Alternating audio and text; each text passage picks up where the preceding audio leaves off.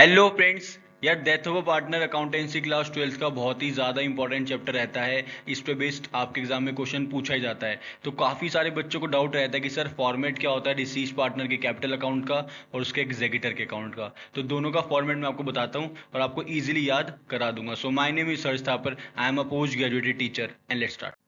देखो बच्चों, फॉर्मेट बताने से पहले मैं आपको बताना चाहता हूं कि मैंने आप लोगों के लिए शॉर्ट नोट्स बना दिए हैं जो कि आपके अकाउंटेंसी क्लास 12th के लिए काफ़ी ज़्यादा यूजफुल रहने वाले हैं। ये नोट्स आपके क्विक रिवीजन में बहुत ही ज़्यादा आपकी हेल्प करेंगे। सारे चैप्टर्स के अंदर कवर्ड है। आपके पार्टनरशिप के चैप्टर्स हो गए, आपकी कंपनी के चैप्टर्स हो गए, shares, debentures, cash flow statement, हर एक चैप्टर के मैं आपको नोट्स प्रोवाइड कर रहा हूँ जो कि आपके एग्जाम में आपको अच्छा स्कोर कराने में हेल्प कर सकते हैं। पीडीएफ फॉर्म में अवेलेबल है, आप लोग इसको कहीं भी कैरी कर सकते हो। घर में हो, घर में पढ़ लो, बाहर हो, कहीं ट्रैवलिंग कर रहे हो, वहां भी आप इसको एक बार देख के पढ़ सकते हो। क्वेश्चंस को मैंने इस तरीके से एक्सप्लेन किया कि आपको एक ही बार में सारी चीज समझ आ जाएगी। बोर्ड एग्जाम के लिए बहुत ही ज्यादा यूजफुल है। नए पैटर्न के अकॉर्डिंगली आप लोग इस साल के बोर्ड एग्जाम के लिए सिर्फ और सिर्फ पिज्जा के प्राइस में आपको अवेलेबल करा रहा हूँ। ये 149 में 149 में आपको ऐसी चीज मिली जिससे आपका अकाउंटेंसी का स्कोर मैक्सिमाइज हो सकता है।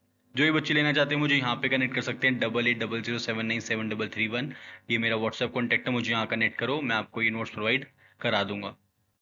अब आते हैं बच्चों अपने टॉपिक की तरफ। देखो, डेथ ऑफ अ पार्टनर क्या होता है बेसिकली। अगर किसी पार्टनर की डेथ हो जाती है तो हम उसके पैसे उसको प्रोवाइड करा देते हैं। जो भी उसका पैसा होगा उसके लीगल हायर को पैसा मिल जाएगा, जिसको हम एग्जीक्यूटर बोल देते हैं। ठीक है, एग्जीक्यूटर बोल देते हैं।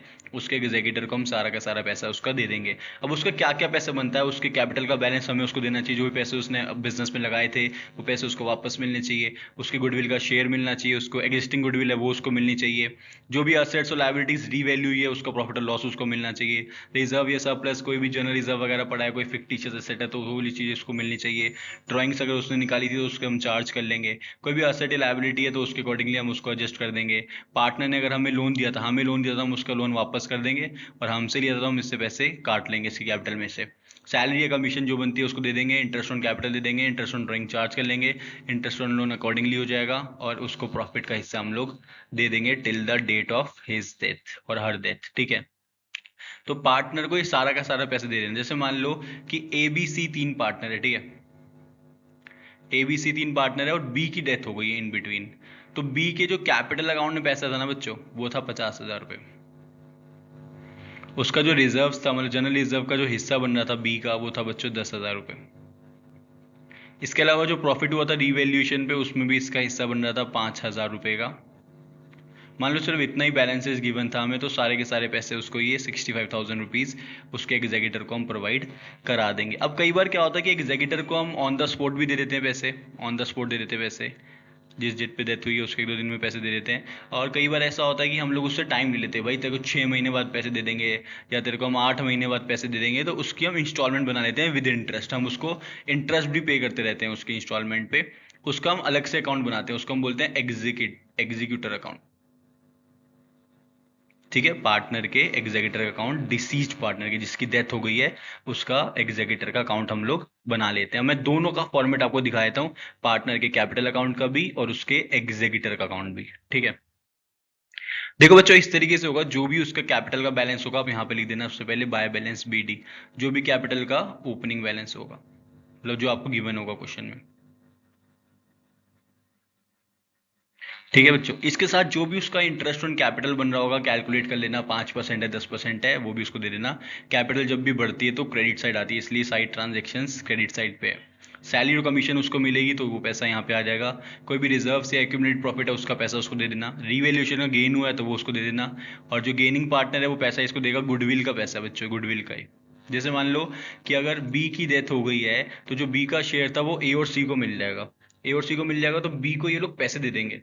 बी को ये पैसे दे देंगे कि भाई पैसे ले लो हमसे आप, और अपना अपना शेयर ये दोनों बांट लेंगे। जैसे मान लो ए और सी है। ठीक है, ए और सी है, ये बी है, बी तो चला गया, बी तो गया।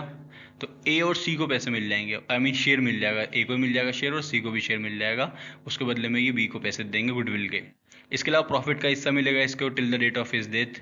और गेनिंग पार्टनर का जो भी प्रॉफिट होगा वो भी इसको मिल जाएगा, अदर कोई प्रॉफिट वगैरह है तो। डेबिट साइड पे क्या है, कोई भी फिक्टिशियस एसेट है, एडवर्टीजमेंट, सस्पेंस वगैरह है तो उससे काट लेंगे हम लोग। रिवेल्यूशन लॉसेस की कैपिटल से काट लेंगे। गुडविल जो एग्जिस्टिंग होती है बुक्स के अंदर वो राइट ऑफ कर देंगे, इससे काट लेंगे। ड्राइंग्स और इंटरेस्ट ऑन ड्राइंग्स भी डेबिट कर देंगे। प्रॉफिट एंड लॉस में लॉस हो रहा होगा उस साल का तो लॉस इसका हम काट लेंगे। साथ में जो गुडविल के पैसे होंगे वो भी इससे ले लेंगे अगर नेगेटिव रहे होंगे तो, और लॉस टिल डेथ भी हम इससे कलेक्ट कर लेंगे। तो इस तरीके से जो बैलेंस आएगा वो हम उसके एग्जीक्यूटर को दे देंगे, ठीक है।